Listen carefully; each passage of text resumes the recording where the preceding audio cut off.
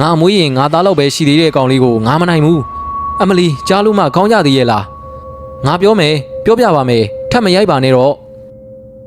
ဦးဖိုးလာကိုဝင်ပူးနေတဲ့သူကအတန်နဲ့ကြီးနဲ့ပြောတယ်ကဲပြောအခုလိုဘာလို့လုပ်တာလဲငါ့ကိုမချီမငံပြောလို့ငါမကြည်နဲ့လို့လုပ်တာ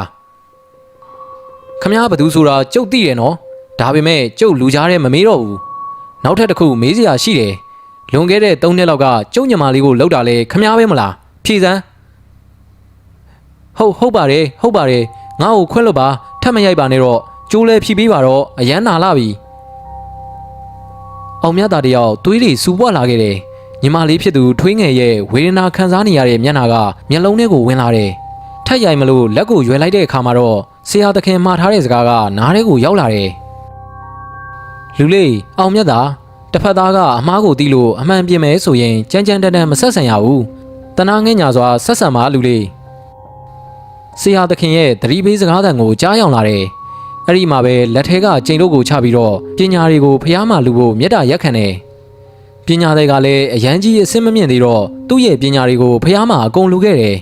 ကျုပ်လည်းတစ္ဆာရည်တိုက်ပြီးတော့လှုပ်ထားတဲ့ယောဂါကိုပြန်ယူခိုင်းလိုက်တယ်ခဏနေတော့ဦးဖိုးလာကပြန်ပြီးသတိရလာတယ်ဦးဖိုးလာရဲ့မျက်နှာပေါ်ကအနာဘူးပေါ်ကနေပြည်တီအရန်ထွက်လာပြီးတော့အထဲထဲကနေတစုံတစ်ခုထွက်လာတယ်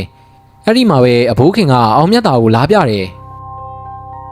လူလေးအောင်မြတ်သားဒီမှာကြည်စမ်းဖိုးလာရဲ့နှာခေါင်းအနာကနေဘာထွက်လာလဲဆိုတာကြည့်လိုက်စမ်းသွေးတွေပြည်တီပေးနေတဲ့ကြက်တောင်မှန်ရိုးကြီးလက်တစ်စက်လောက်ရှိတယ်အားလုံးကလည်းကြောက်လန့်အံ့ဟောပြီးတော့မှင်သက်နေကြတယ်အဲ့ဒါနဲ့ကျုပ်လည်းအဘိုးခင်ကိုအသာလေးခေါ်ပြီးတော့ပြောလိုက်တယ်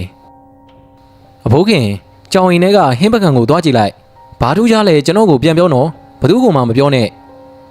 ကျုပ်ကအဲ့လိုပြောတော့အဘိုးခင်ကလည်းခတ်တုတ်တုတ်ပဲထွက်သွားတယ်ခဏနေတော့အဘိုးခင်ကပြန်ရောက်လာတယ်လူလေးထူးဆန်းနေကောကြက်သားဟင်းပကံထဲမှာဝက်ချမ်းများတွေရောက်နေတယ်အဲ့ဒါအဖိုးသွန်ပြစ်လိုက်ပြီ